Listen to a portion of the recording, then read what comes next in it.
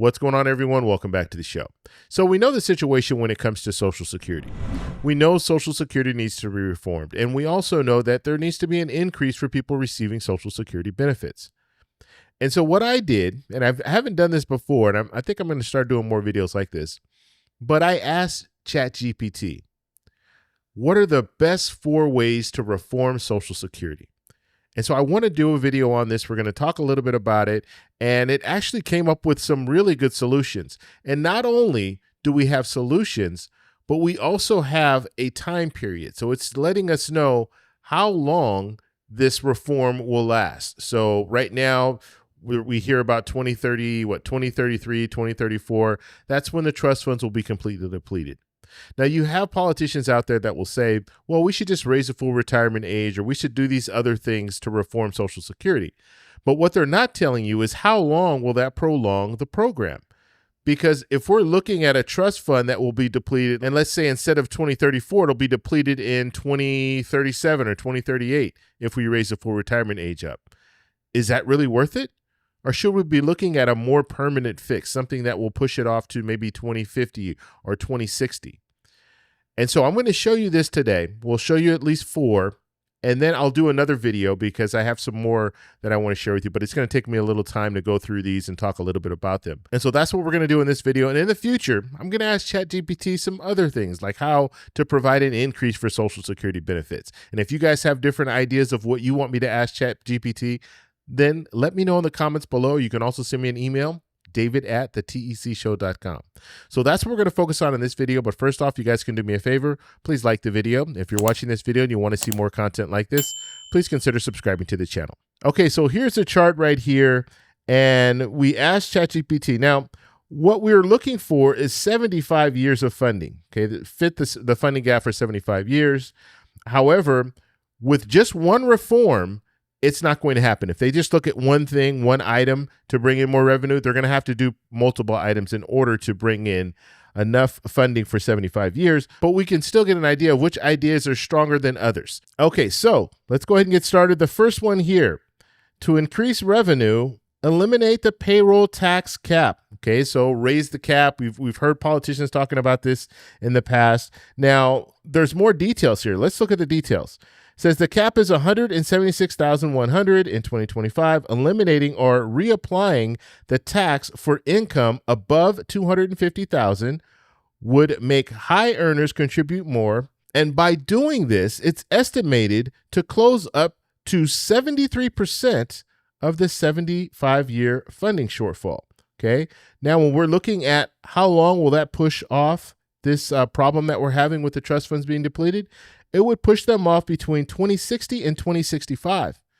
So this is a very good way to reform Social Security. Now, if you couple this with something else, then you can get that full 75 years. But I'm looking at this and saying 2060, 2065, that's still good. And this is what Bernie Sanders has been talking about. He wants people making $250,000 or more to have to start paying into FICA again, because what happens is once you get over $176,100, you no longer have to contribute. And that is a problem because you're not contributing to the payroll tax, but everybody under you is contributing to that payroll tax. So why shouldn't you have to contribute? Now, what they want to do is they want to have a donut hole. So from $176,000 to $250,000, you're not going to have to pay into the payroll tax, but once you get over that $250,000, then you're going to have to start paying into the payroll tax again. And so that would provide more revenue, which that's what's needed. Social Security, in order to reform Social Security, you're going to have to bring in a new revenue stream or more revenue. And so that's what this would do. And by pushing it off until 2060, I think it's a good option. I think it's a viable option. Okay, so let's move forward here. So ChatGPT says here, raise the payroll tax rate. Okay, now, and I've talked about this a lot. So I think that the fairest way to really address this, and when I say the fairest way, when we're talking about raising taxes, people don't want their taxes raised, okay? And I understand that. I don't want my taxes raised either. But if you can explain this to the American people, look, right now you're contributing to FICA. You're working, you're contributing to FICA. However, we have a problem. In about 8 or 9 years, the trust funds are going to be completely depleted. And so we have to do something. And so we might have to gradually raise the payroll tax across the board for everyone. That way you'll have your Social Security at 100%.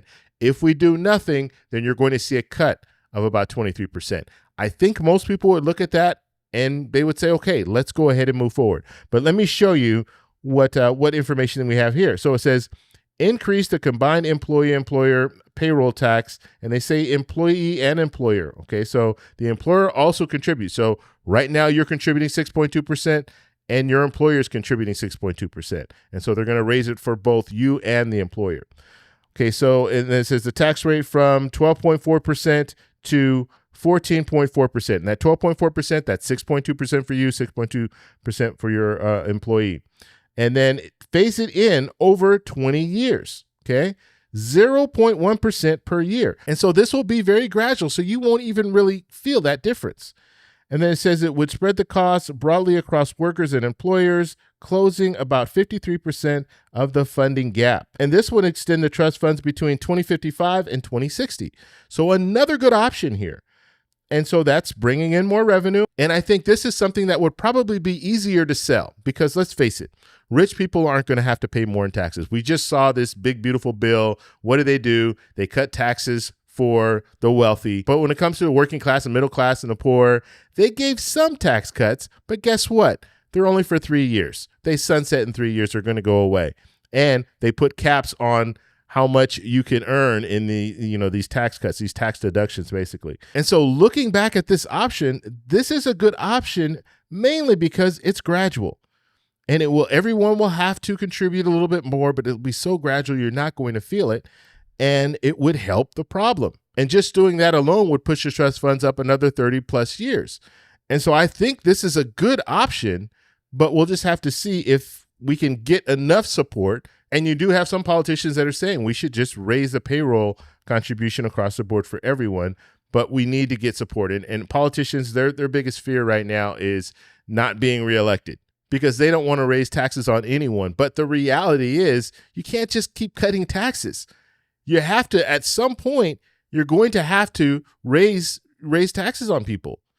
I mean, we're looking at, $36 trillion debt right now. And the big, beautiful bill is just going to add more to that debt. So at some point, we can't just keep saying, oh, we're going to cut, we're going to cut, we're going to continue to cut and hope that our economy is enough in order to pay down the debt. So if we have a good economy, we have more people that are paying more in taxes as a result of the good economy, the money flowing through the economy. But at some point, you're going to have to say, okay, look, we can't just keep cutting the revenue streams because if we keep cutting the revenue streams and we keep spending, that's what's happening. We're cutting the revenue streams, but we're still spending money on our national defense, spending money on all these different areas. Okay. And not Social Security, because remember, Social Security has its own funding stream. That's what we're talking about right now. FICA, they have their own funding stream and they also have the trust funds. So we're not talking about that, but we are talking about national defense. We just saw a lot of money going to the Department of Homeland Security. So when we're seeing things like that, you can't say we're going to cut taxes and then just spend a lot of money in other areas and then raise the debt ceiling to $5 trillion. And that will allow you to even spend more. So, okay, let's get back. I want to go to the last two here. So broaden the tax base. Okay. So apply Social Security taxes to non-wage income like dividends or capital gains above a set threshold. Okay, so this is something that I've heard some politicians talk about, not very many, because they don't really want to touch this, because the reality is wealthy people, yes, they're going to be impacted by this if you have a lot of investments. This would increase contributions from high-income individuals and could close 5 to 10% of the shortfall. So this would extend, and right here, this would extend it out between 2045 and 2050. So not as good as some of the other two that I showed you above, which will extend it out a little bit longer, but this is something that you could do to get you a little bit closer when it comes to bringing in more revenue. And so basically what I'm saying is have the payroll cap, so people making $250,000 or more are going to have to contribute, and then add this to that as well, and then you'll be able to extend the trust funds out even further. Okay, so the last one here. Now this one is probably not going to be that popular, but it says include state and local workers. So roughly 25% of state and local government workers are exempt from Social Security. Now, who are they talking about? They're talking about people like me. Now, I'm retired now, but I wasn't paying into Social Security. We just saw the Social Security Fairness Act pass, and that was as a result of people that were working. They were paying into a pension, but they weren't paying into Social Security. And so what this proposal would do is say, no, you're going to have to contribute to Social Security. You can contribute to a pension as well, but you're still going to have to contribute to Social Security. And so because it's 25%, that's a large number of, that's a lot more revenue that would be coming in as a result of this. Okay, let's continue. It says, requiring new hires to join the system would expand the contributor base and close about 5 to 7% of the shortfall. So this would extend it out between 2045 and 2050. And so that is what ChatGPT is actually saying when it comes to reform. Now, I have to be honest with you, these are some good ideas. Some of the ideas we've talked about before, and I've been talking about raising the cap for a very, very long time. I've also been talking about FICA across the board, have everyone contribute a little bit more. I think the FICA is the best because it's at 0.1% that they would increase every year for 20 years. People won't feel that. That's good. And you don't have to deal with the whole issue with politicians not wanting to harm the wealthy, because if you tell people making $250,000 or more that they're going to have to start contributing to FICA again, they're going to say no. And let's face it, they're funding a lot of these politicians' campaigns. And so these politicians won't want to go for that. But if it's across the board for everyone, if it's 0.1%, I can't see someone saying, no, I don't want to pay a 0.1% every year in order for me to get my Social Security, my full Social Security benefits when I retire. That's how you have to sell it. If you sell it like that, look, we have a problem here. And if you want to retire in 10 years, you're going to see a cut to your benefits if you don't contribute a little bit more. And that's understandable. That's what your financial planner would say if you went and sat in front of them and you said, okay, I want to retire in about 10 years. And they looked at your 401k and they looked at your investments that you have for retirement. They might tell you, well, if you want to do that and you want to be comfortable, then you're going to need to contribute a little bit more. That's what they're going to tell you. And so this is the same thing. It just needs to be sold that way. This is going to help you in the long run. So I want to know what you guys think about those 4 ideas. And if you guys have ideas, also let me know in the comments below. So that's all we have for this video. Make sure if you guys want to send me an email, you can do that, david@thetecshow.com. Like the video, subscribe for more, and check out these videos over here for some more great content. Talk to you later. Bye.